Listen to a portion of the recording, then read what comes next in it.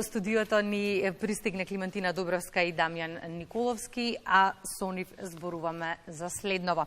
На телефонската линија намигаше за деца и млади Ало Бушевко. Лани за само 2 месеци се јавиле 10 деца кои имале суицидни мисли. Потребна е велат поголема поддршка од институциите за негување на детското ментално здравје, а сите треба заедно да учествуваме во детабуизирање на темата. На оваа тема, како и за прирачникот за улогата на родителите во превенција и справување со меѓуврсничкото насилство, разговараме со моите гости. Добро утро и добре ни дојдовте.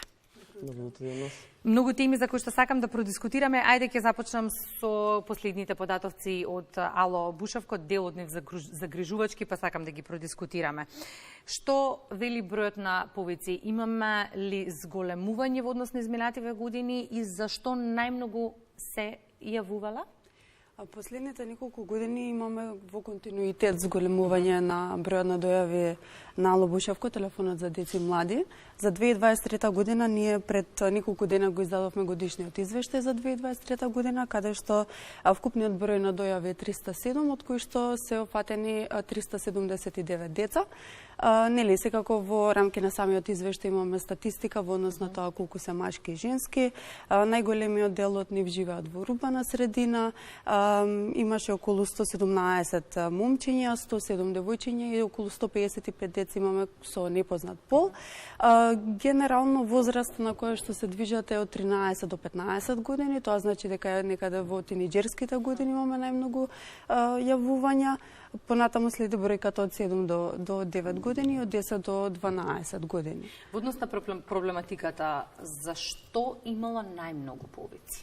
За 2023 година, иако можам да споделам дека истата ситуација беше и во 2022 година, најмногу проблеми имаше за категоријата ментално здравје, односно емоционална вознемиреност, страв и вознемиреност, проблеми со расположението кај децата. И тоа е еден микс од оние, би рекла, следни подкатегории кои што се најзастапени, како што се повредата, категорија повреда, односно тоа се сите видови на физичко, емоционално насилство, злоупотреба на детскиот труд, занемарување од страна на родителите. Како трета најзачестена категорија со некаде околу 22% од вкупниот број на деца се нарушените семејни односи, односно дисфункционалност во семејството. Тука се подразбира дека имаме проблеми со при бракоразводните постапки. Најчесто децата се отуѓуваат и повторно на тема кај кого да остане детето и кој е поважен родител. Или што би сакале ние да кажеме кое детето каде да остане, кој го сака повеќе, мама или тато, што е на вистина спротивно на добросостојбата на децата. Ништо не научивме дека тие треба да бидат во фокусот, веројатно, нели? Да. Ги споминавте децата и дека има зголемен број на пријави од деца. Дали тоа значи дека конечно децата ги учат своите права и бара заштита на истата? Па јас би рекла да, бидејќи ние од 2021 година Ало Бушевко функционира 24 часа 7 дена во неделата. Мислам дека тоа е една од причините зашто имаме зголемен број на најавувачи од деца. Мислам, ние во континуитет имаме и од поширокот и потесното семејство, но меѓутоа она што не радува изминативе од 2021 година е бројот на деца деца јавувачи ни се зголемува. Но исто така морам да напоменам дека е во рамки на активностите или ние што би сакале да кажеме позитивната страна од Ало Бушевко, имаме голем број на волонтери кои што ни помагаат во спроведување на едукативни работилници во основни и средни училишта низ цела Македонија, така што ние дискутираме со самите деца во однос на тоа детски права, кои се нивните обврски по тоа, како би можеле да го пријават и секако го промовираме и Ало Бушевко. Би сакала малку да продискутираме и за тоа каков е концептот на работа на Ало Бушевко, бидејќи во овој извештај прочитав дека покрај телефонско пријавување обезбедила била директна помош и поддршка на случаи во кои се засегнати 66 деца. Што значи да сработувате и со други институции и каква е комуникацијата со нив ако е така? Секако, ние како детска амбасада, како невладина организација, немаме надлежности да излеземе на терен, па затоа имаме тесна комуникација со сите институции кои што работат во областа на заштита на детските права.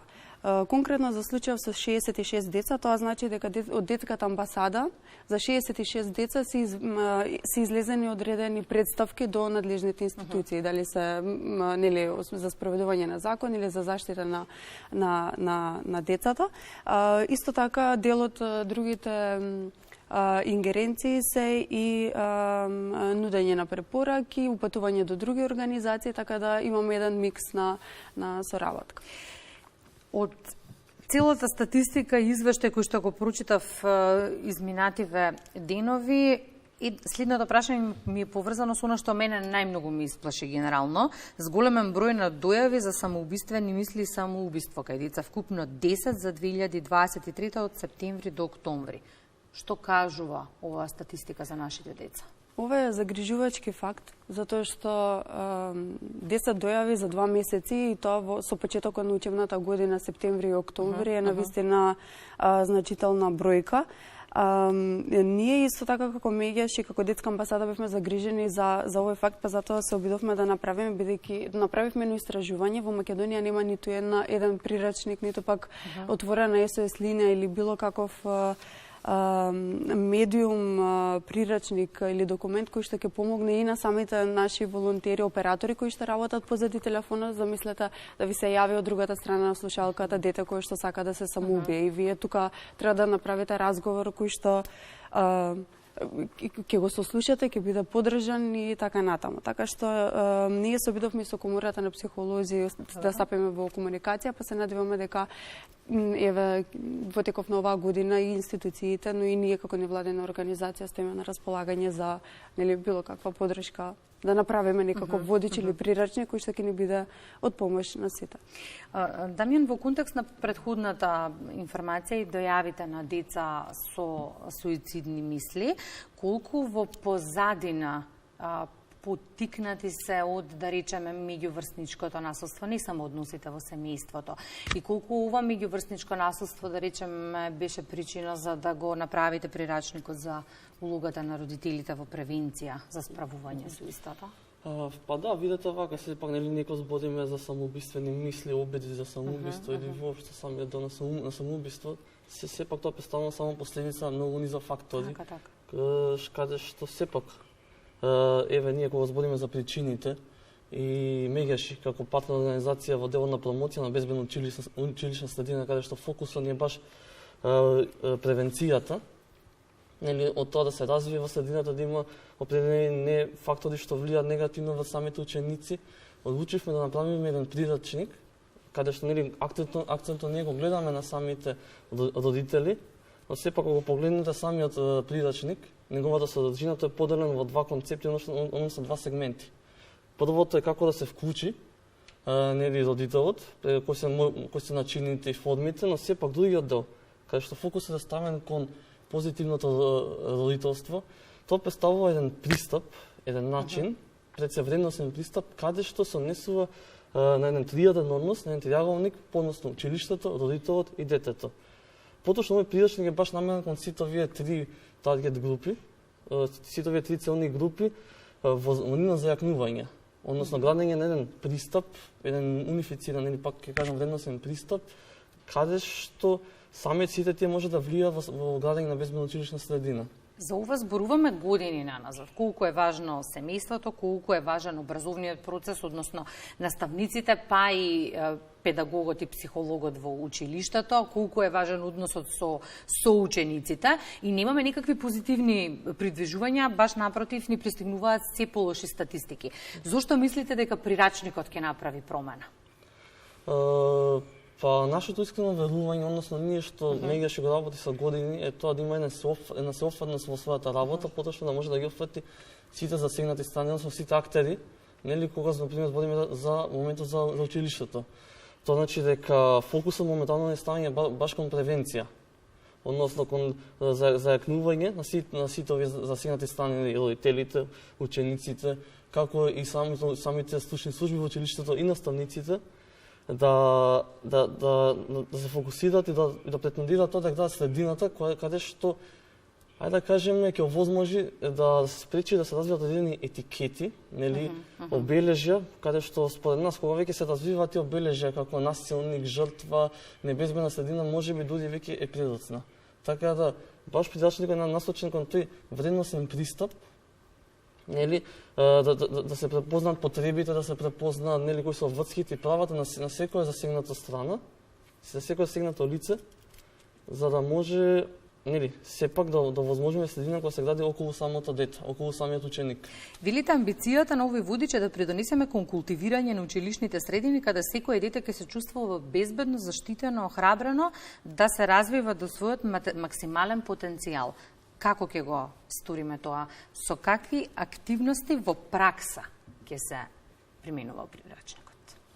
Во однос на самиот прирачник, поради тоа што тој произлезе сепак од нели проектот промоција на безбедна училишна средина, ние веќе соработуваме со 50 училишта. Извинете, во моментот се 25, од септември ќе бидат уште 25, така се вкупно 50, каде што овој прирачник ќе биде како дел и наменет за обука на сите овие партнерски училишта и нивните слушни служби, каде што ќе им биде нели како пред се во заеднување на нивните знаења, а после како механизам или како инструмент во поддршка на нивната работа.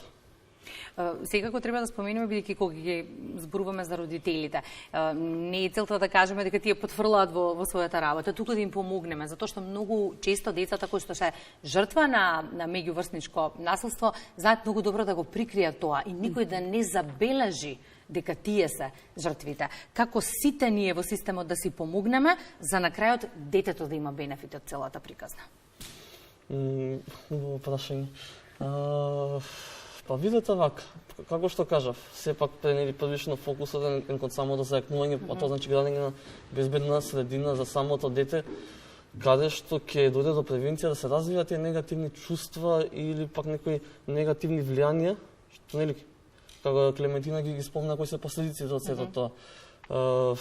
Така да баш прирачникот е наменет кон тоа, нели да се почне да се вклучат родителите, со тоа се вклучува нели сите средини кои што влијаат во самото дете, да ги на еден начин да ги поврзаме, а нели прирачникот представува мост на сето тоа. Да, бидејќи нели многу често знаеме одговорноста да си ја префрламе едни кај други. Зошто ние наставниците кога суштината е семејството?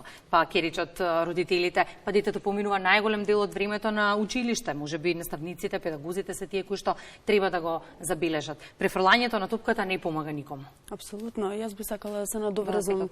Токму и тоа е целта, да даде една, како што кажа Дамјан, еден мост помеѓу да се направи тесна соработка помеѓу самите родители и стручната служба, затоа што знаеме дека кај нас е многу популизирано тоа дека стручните соработници, односно дека децата одат на психолог и педагог во стручната служба само кога ќе направат нешто.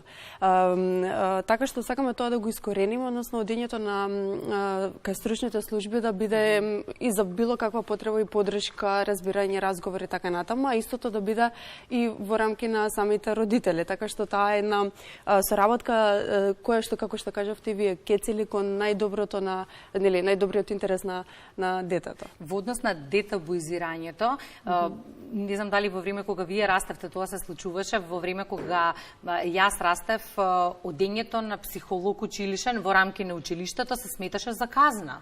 Што си направил па те праќаат на психолог? Апсолутно треба да ја разбереме таа стигма. Психологот може само да помогне. Апсолутно. Мислам дека не секаде, меѓутоа се уште преовладува во одредени училишта, преовладува токму ова што го кажувате. И токму затоа и со овој прирачник би сакале да правиме промени во самиот вредносен систем, баш така. Јас се надевам дека ќе има добра примена во праксата и дека за бенефитите од сево ова ќе зборуваме во периодот кој што следува. Па сакувам многу помалку повици, не заради тоа што се срамат да пријават, туку заради тоа што едноставно нема да има потреба. Благодарам многу за гостувањето во Македонија. Благодарам.